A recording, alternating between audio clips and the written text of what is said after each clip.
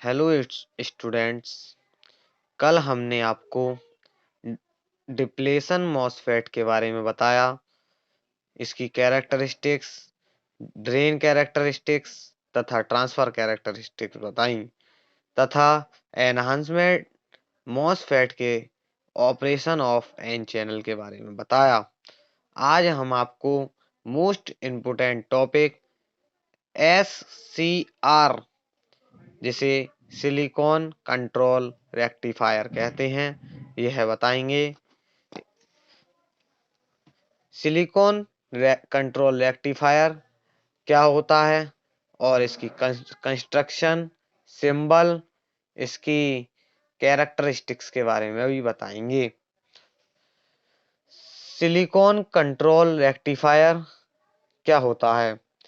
SCR एक semiconductor device है जो कि एक इलेक्ट्रॉनिक स्विच की भांति कार्य करता है। यह AC को DC में परिवर्तित कर देता है। AC करंट को किसमें? DC करंट में परिवर्तित कर देता है। SCR एक रेक्टिफायर तथा ट्रांजिस्टर के गुण भी रखता है अपने पास। किसके? रेक्टिफायर के तथा ट्रांजिस्टर के गुण, दोनों के गुण अपने पास रखता है। कंस्ट्रक्शन एंड सिंबल, इसका सिंबल कैसा होगा, कंस्ट्रक्शन कैसी होगी? जो ये 4 लेयर का होता है, PNPN या NPNP 4 लेयर का बना होता है। इसमें 3 जंक्शन होते हैं, J1 J2 J3। 3 टर्मिनल होते हैं, एक एनोड टर्मिनल, एक कैथोड टर्मिनल और एक गेट टर्मिनल। इसी प्रकार ये इसका सिंबल हुआ। सिंबल इस प्रकार बनाते हैं, यहाँ पर ये एनोड का टर्मिनल, यहाँ पर नीचे कैथोड का टर्मिनल और इसके इस यहाँ पर एक गेट का टर्मिनल। ये SCR का सिंबल हो गया। और एक ये है, इस प्रकार भी इसका फिगर होगा, PNP या NPN, इसे ऐसे लिखेंगे। ये यहाँ से एनोड, यहाँ से कैथोड और बीच में इस वाले P पर गेट कनेक्ट कर देंगे। यह भी सिंबल है किसका? SCR का। अब इसकी देखते हैं कंस्ट्रक्शन। इसमें क्या क्या चीज है? जब किसी ट्रांजिस्टर में एक PN जंक्शन जोड़ा जाता है तो रिजल्टेंट 3 PN जंक्शन युक्त डिवाइस SCR हो जाता है। जिस भी डिवाइस में 3 PN जंक्शन होंगे, एक PN, दूसरा PN, तीसरा PN, 3 PN जंक्शन जिसमें भी होंगे, वह कौन सा डिवाइस कहलाएगा? SCR, silicon control rectifier. इनमें 3 जंक्शन, J1 J2 J3, ये 3 जंक्शन अभी बताए मैंने आपको। 3 टर्मिनल, 3 टर्मिनलों के बारे में भी बताया, एक एनोड टर्मिनल, एक कैथोड टर्मिनल और एक गेट टर्मिनल के बारे में बताया। 3 टर्मिनल तथा 4 लेयर होती हैं। 4 लेयर, 1 2 3 4 लेयर होती हैं।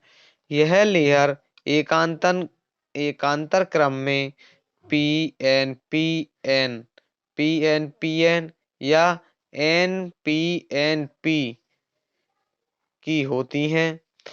डायग्राम में जंक्शन को J1 J2 J3 तथा टर्मिनल को एनोड, कैथोड तथा गेट द्वारा शो किया गया है। इस SCR में 3 टर्मिनल इस प्रकार हैं। एनोड जो कि बाह्य पदार्थ P से लिया गया है।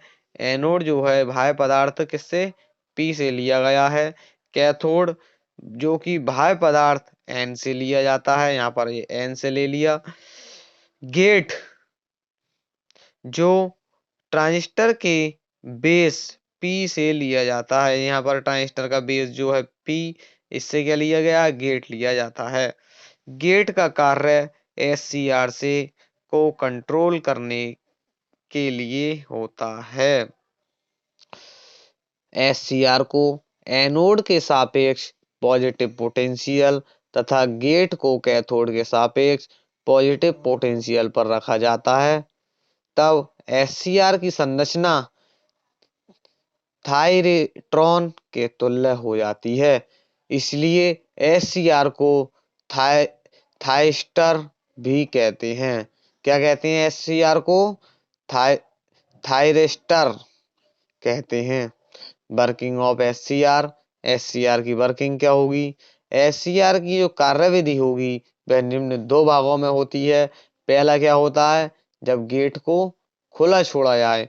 जब गेट खुला हो, व्हेन गेट इज ओपन। यहाँ पर हमने ये जंक्शन बनाया पी एन। यहाँ पर ये 4 layer, 3 junction J1 J2 J3। यहाँ पर बीच वाले P से क्या कर दिया? Get connected. बाहर वाले N से कैथोड और इस वाले बाहर वाले P से एनोड। और यहाँ पर एक बाइसिंग करा दी। ये यहाँ से ओपन सर्किट हो गया। यहाँ पर कोई भी वोल्टेज यहाँ नहीं है। तब क्या होगा?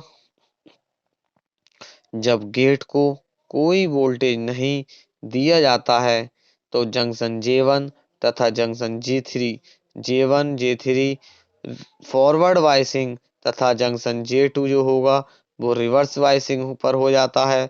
अतः इस कंडीशन में लोअर R2 में कोई धारा RL में जो लोड है RL, लोड जो लग रहा है हमारा RL, इसमें कोई भी करंट फ्लो नहीं होती है।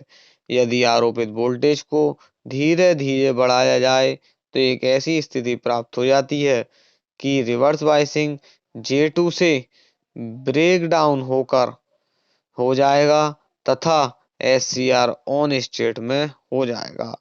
वह आरोपित वोल्टेज जिस पर SCR बिना गेट वोल्टेज के कंडक्ट हो जाता है, इस वोल्टेज को ब्रेक ओवर वोल्टेज कहते हैं। इसके बारे में अभी आगे कैरेक्टरिस्टिक्स आएंगी, उसमें डिटेल में बताएंगे। सेकंड होता है जब गेट को पॉजिटिव पोटेंशियल दिया जाता है। जब गेट पर एक स्मॉल पोटेंशियल अप्लाई किया जाता है तथा कम आरोपित वोल्टेज पर SCR तीव्रता से कंडक्ट होता जाता है। अब भी जंक्शन J3 फॉरवर्ड वाइसिंग पर तथा J2 किस पर होता है? रिवर्स वाइसिंग पर होगा।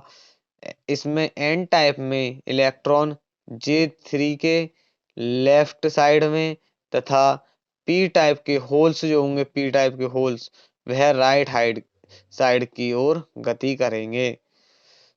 जंक्शन J3 से इलेक्ट्रॉन जंक्शन J2 की ओर अट्रैक्ट होंगे तथा गेट करंट प्रवाहित होनी स्टार्ट हो जाएगी तथा जैसे ही गेट करंट फ्लो होगी तो एनोड करंट का मान भी बढ़ जाएगा।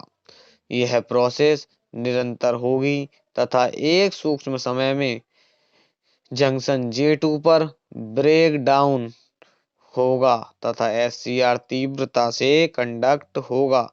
यही गेट वोल्टेज हटा दें तो भी एनोड करंट में कोई कमी नहीं होती है। Voltage characteristic of SCR। ये इसका कैरेक्टरिस्टिक्स कर्व है SCR का। यहाँ पर करंट I और जो यहाँ पर वोल्टेज है V, इसके बीच कर्व खींचा गया है। एनोड कैथोड वोल्टेज V तथा एनोड करंट I के बीच खींचा गया curve voltage ampere characteristic curve कहलाता है। इसमें जो VBO है वह क्या है? ब्रेक ओवर वोल्टेज है, ब्रेक ओवर वोल्टेज। और BGS गेट सोर्स वोल्टेज जो कि 0 वोल्ट पर है। यहाँ पर क्या होगा? ये रिवर्स वाइसिंग पर है, इधर फॉरवर्ड वाइसिंग पर, और नीचे जाकर एवलांच ब्रेकडाउन होगा। पहला फॉरवर्ड कैरेक्टरिस्टिक। जब एनोड वोल्टेज को एक निश्चित मान तक बढ़ाते हैं तो एक निश्चित मान को ब्रेक ओवर वोल्टेज कहते हैं। जंक्शन J2 पर ब्रेक डाउन हो जाता है तथा SCR हाई कंडक्टिंग स्टेज में आ जाती है, जबकि गेट को कोई भी पोटेंशियल नहीं दिया गया है। गेट को कोई पोटेंशियल नहीं दिया। इसी प्रकार रिवर्स कैरेक्टरिस्टिक, जब एनोड को कैथोड के सापेक्ष पॉजिटिव पोटेंशियल दिया जाता है तब एनोड करंट फ्लो होती है। जब रिवर्स वोल्टेज बढ़ते बढ़ते एक निश्चित मान तक बढ़ जाती है तो SCR तीव्रता से कंडक्ट हो जाता है।